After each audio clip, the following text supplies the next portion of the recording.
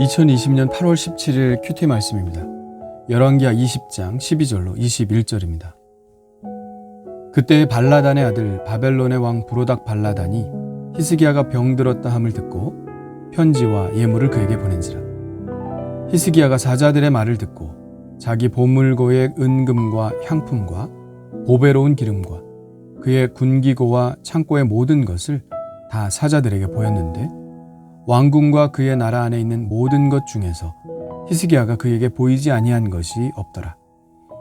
선지자 이사야가 히스기야 왕에게 나와 그에게 이르되 이 사람들이 무슨 말을 하였으며 어디서부터 왕에게 왔나이까?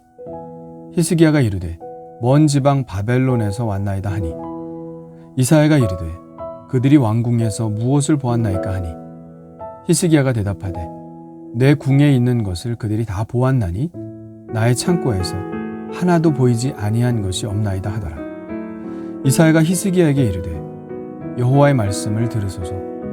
여호와의 말씀이 날이 이르리니 왕궁의 모든 것과 왕의 조상들이 오늘까지 쌓아두었던 것이 바벨론으로 옮긴 바 되고 하나도 남지 아니할 것이요 또 왕의 몸에서 날 아들 중에서 사로잡혀 바벨론 왕궁의 환관이 되리라 하셨나이다 하니 히스기야가 이사야에게 이르되 당신이 전한 바 여호와의 말씀이 선하니이다 하고 또 이르되 만일 내가 사는 날에 태평과 진실이 있을진데 어찌 선하지 아니하리요 하니라.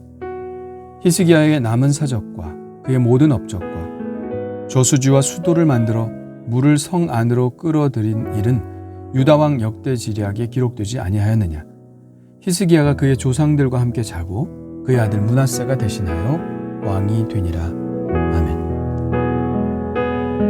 바벨론 왕 브로닥 발라단은 히스기야가 병들었다가 나았다는 소식을 듣고 사신들을 통해 축하의 편지와 예물을 보냅니다.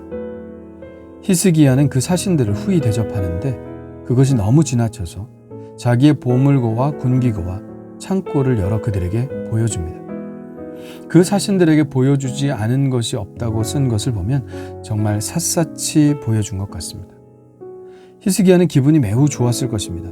병에서도 치유함을 받고 바벨론이라는 큰 나라로부터 축하 사절도 받았으니 하늘을 날 듯한 기분이었겠죠. 그런데 그의 이 기분은 그리 오래 가지 않았습니다. 하나님의 선지자 이사야로부터 책망을 들었기 때문이죠. 이사야는 이 일로 히스기야 왕을 찾아가 이렇게 말합니다. 여호와의 말씀이 날이 이르리니 왕궁의 모든 것과 왕의 조상들이 오늘까지 쌓아두었던 것이 바벨론으로 옮긴 바 되고 하나도 남지 아니할 것이요 또 왕의 몸에서 날 아들 중에서 사로잡혀 바벨론 왕궁의 환관이 되리라 하셨나이다. 하나님은 왜 갑자기 히스기야에게 이런 엄청난 책망을 하셨을까요?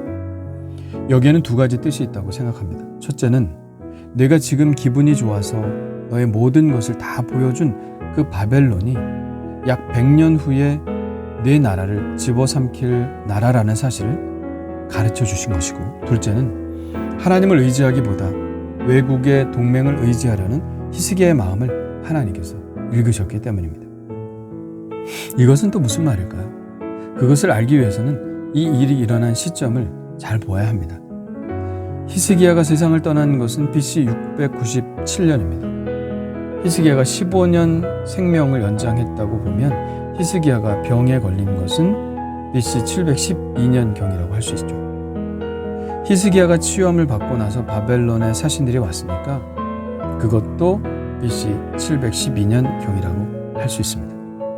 아수르가 예루살렘을 침공한 것이 역사 기록에 의하면 BC 701년입니다. 히스기야가 세상을 떠나기 4년 전의 상황이죠. 그러니까 시간순으로 배열하자면 히스기야가 병에서 노임을 받고 바벨론에서 사신이 도착했으며 아수르가 쳐들어온 것은 그로부터 11년 후입니다. 그러니까 바벨론에서 사신이 왔을 때는 한창 히스기야가 아수르에 맞서기 위해 동맹들을 규합하고 있을 때라는 것입니다. 바벨론의 왕 브로닥 발라단은 아수르에 대항하는 가장 강력한 동맹 중 하나였죠. 브로닥 발라단은 BC 720년 아수르로부터 바벨론을 회복하고 10년 정도 통치를 하고 있을 때입니다. 물론 2년 후에 아수르에 의해 또 잡혀가지만요.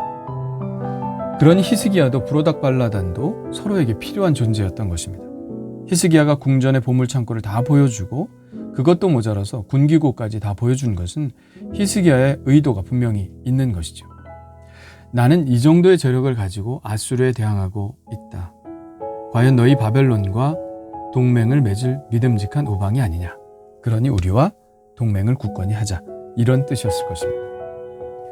그러나 국제 질서 속에서 영원한 우방도 없고 영원한 적도 없는 것 아니겠습니까?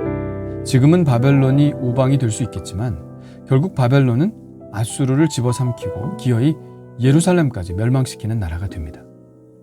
그런 모든 것을 알고 계시는 하나님이 보실 때 히스기야의 이런 행동이 얼마나 한심해 보였을까요? 그래서 이사야를 통해서 책망하신 것이죠.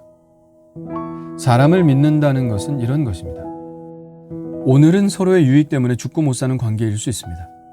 그러나 이해관계가 달라지면 또 돌아서는 것이 인간관계입니다. 물론 그렇지 않은 인간관계도 있죠. 부정하고 싶지는 않습니다. 그러나 그런 관계가 흔치 않다는 것 또한 사실입니다. 그래서 영원한 관계는 하나님과의 관계밖에 없는 것이죠.